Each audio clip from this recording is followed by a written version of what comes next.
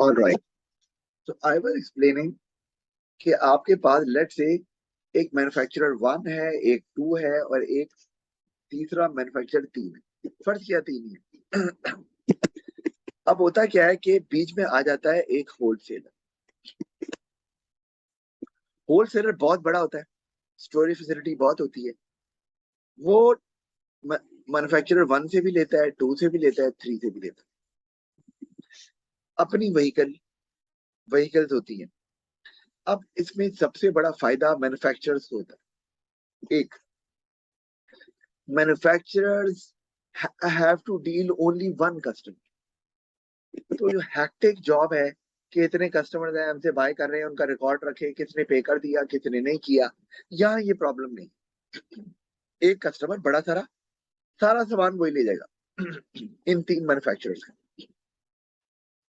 दूसरी बात, wholesaler always page on the spot. वो कैश में फौरन पे कर देता। तो मैन्युफैक्चरर का एक और टेंशन खत्म, उधर सामान गया और पैसे भी उसी वक्त मिल गए। और now manufacturers can continue production further. ये और ना सामान लेके जाना है, कैश भी मिल गया, तो अगली प्रोडक्शन पे फोकस कर दिया। अच्छा, अब ये फायदा हो गया मैन्युफैक्चरर्स को। अच्छा, जब हम आते हैं आगे, तो अब होलसेलर क्या करता है? आगे हमारे पास रिटेलर है, एक 1, एक रिटेलर 2 है, एक रिटेलर 3 है, इसी तरह रिटेलर 4, रिटेलर 5 और इस तरह के छोटे छोटे रिटेलर मौजूद हैं, रिटेलर 6। इन सब को अब होलसेलर प्रोवाइड करेगा। जो रिटेलर 1 है वो कहता है मुझे मैन्युफैक्चरर 1 और 2 की आइटम चाहिए, वो दे देता है।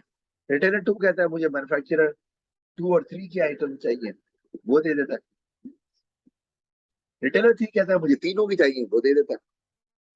तो अब ये जो एक्सरसाइज है, यानी कि वो बल्क में बाय करता है मैन्युफैक्चरर से, होलसेलर अलोन, और फिर वो स्मॉलर क्वांटिटीज में सेल करता है to retailers. So wholesaler buys in bulk but sells in smaller quantities to retailers। और इसलिए ये चैनल 3 में आ रहा है, क्योंकि रिटेलर्स वहां स्मॉल है। इस कॉन्सेप्ट को हम बोलते हैं ब्रेकिंग ऑफ बल्क। मतलब जो बल्क लिया उसको ब्रेक कर दिया, ब्रेक करके डिफरेंट रिटेलर्स को दे दिया। और ये बहुत ही इंपॉर्टेंट काम है, बहुत ही इंपॉर्टेंट फंक्शन है होलसेलर का।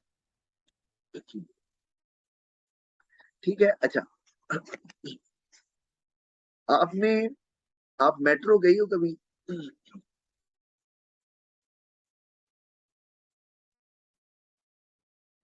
हेलो, मेट्रो गई हो कभी? No sir.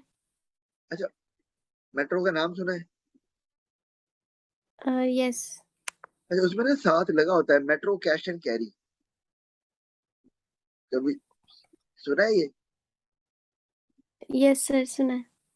सुना है कि इसका मतलब ये होता है मेट्रो इज अ होलसेलर, लेकिन ये मॉडर्न होलसेलर्स हैं, ट्रेडिशनल होलसेलर्स नहीं है।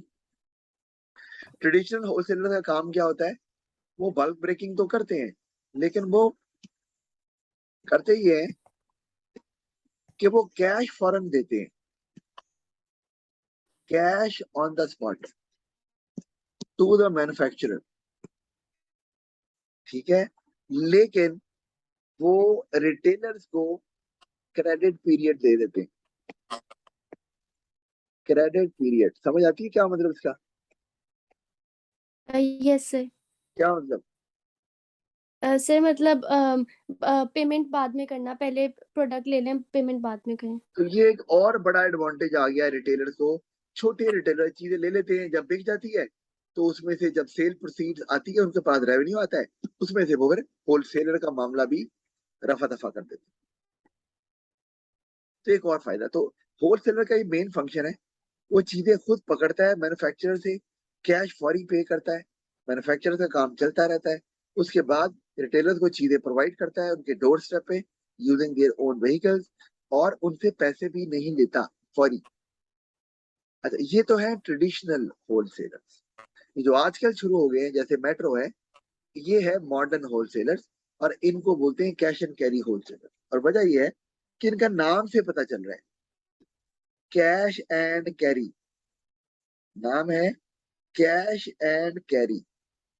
मतलब वो होलसेलर कह रहा है भाई आप कैश दो, रिटेलर्स को कह रहा है मुझे कैश दो और डिलीवरी खुद लेके जाओ। जबकि जो जनरली होलसेलर होते हैं वो कैश नहीं मांगते रिटेलर से और डिलीवरी भी खुद देते हैं। लेकिन ये होलसेलर हैं कि खुद जाकर लो और पैसे भी उसी वक्त दो। समझ आ रही?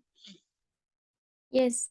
ऐसे होलसेलर्स को कैश एंड कैरी होलसेलर बोलते हैं, और वो ये वाला फंक्शन परफॉर्म नहीं करते। अच्छा, अब ये बात हो गई। अच्छा, अब इसमें एक और इम्पोर्टेंट बात, होलसेलर मैन्युफैक्चरर को एक और तरह से भी फायदा देते हैं।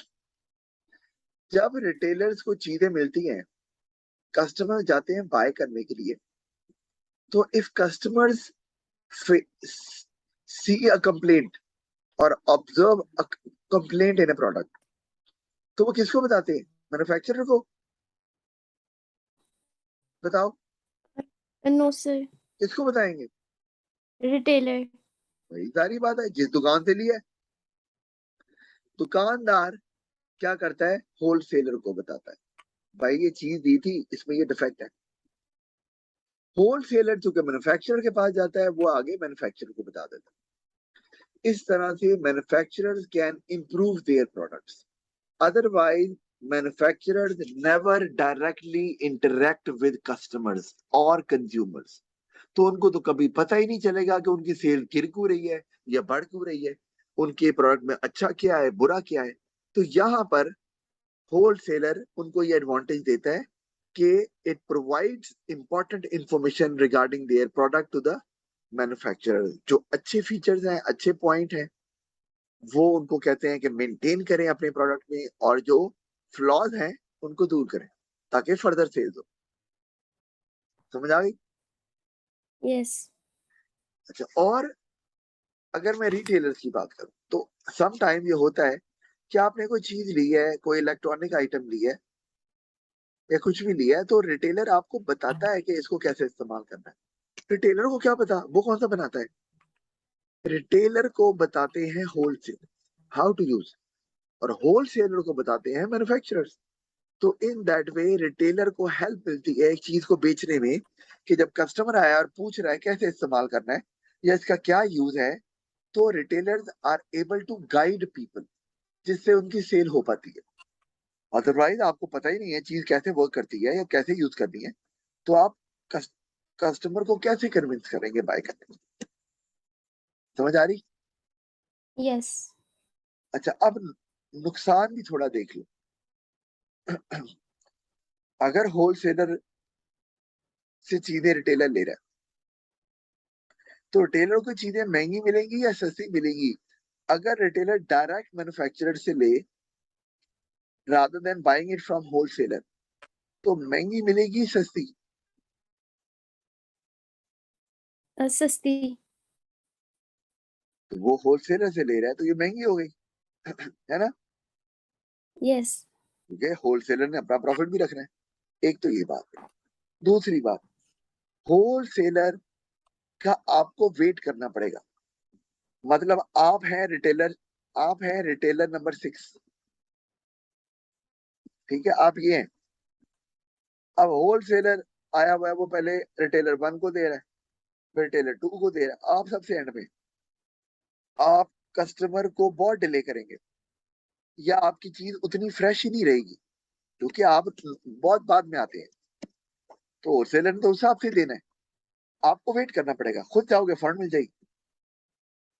तो एक चीज में डिले आएगा, और दूसरा वो उतनी शायद फ्रेश ना रहे।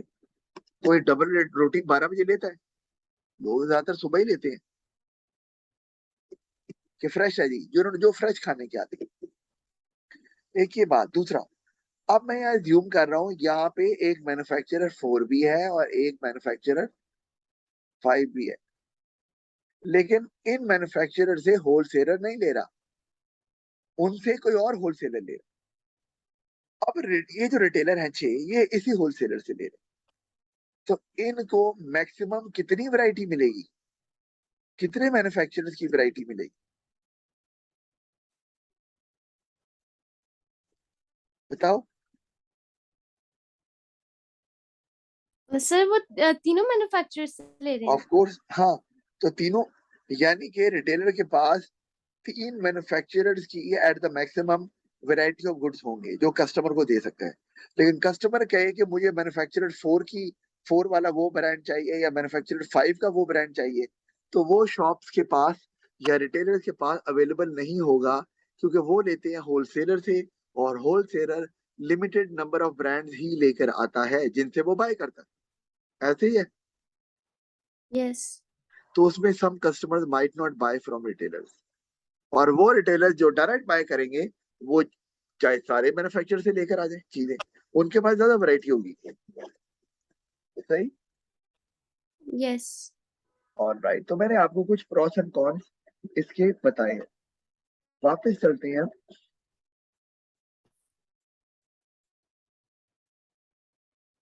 इनफैक्ट ओके, हमने ना channel number, let me open it, channel number 3 हमने कर ली है, और ये मैं आपको नोट से भी दिखा दूंगा कि इसके फायदे नुकसान डिस्कस कर लेंगे इन द नेक्स्ट क्लास। तो आपको मैंने बताना है कि जो चैनल नंबर 4 है, दिस वन, ये चैनल 4 क्या कहता है, इसको मैं बताऊं। ये एजेंट, मैंने बताया था कि एजेंट कब इस्तेमाल होता है, और मैंने कहा था इसका फायदा क्या है, कि agent has the local knowledge, उस कंट्री के लोकल कंडीशन को अच्छे से समझता है, कौन सी लीगल रिक्वायरमेंट पूरी करनी है, किस एरिया में कस्टमर ज्यादा है, कहाँ चीज ज्यादा बिकेगी, वगैरह वगैरह। जैसे मैं कहता हूँ रेस्टोरेंट एमओ आलम रोड पे खोल लो, चलेगा। महंगी चीज बेचनी है तो गुलबर्ग के इलाके में, डिफेंस के इलाके में, बैरिया टाउन में, वहां बेचे। ऐसे ही है ना। यस। अब ये नया बंदा जो कि पाकिस्तान का नहीं है या लाहौर का नहीं है, उसे तो पता नहीं होगा। तो ये एक एडवांटेज जरूर आ जाता है। और वो जो हैसल है ना, फलाना डॉक्यूमेंट जमा कराओ, अब ये रिक्वायरमेंट पूरी करो, ये भी, it is not the headache of the producer. वो एजेंट जाने और वो गवर्नमेंट जाने, तो इससे भी जान छूट जाती है। और एजेंट एक्सपर्ट होता है इन कामों में, वो आसानी से कर लेता है, और मैन्युफैक्चरर आसानी से अपनी प्रोडक्शन पे फोकस करता रहता है। समझ आ गई। यस।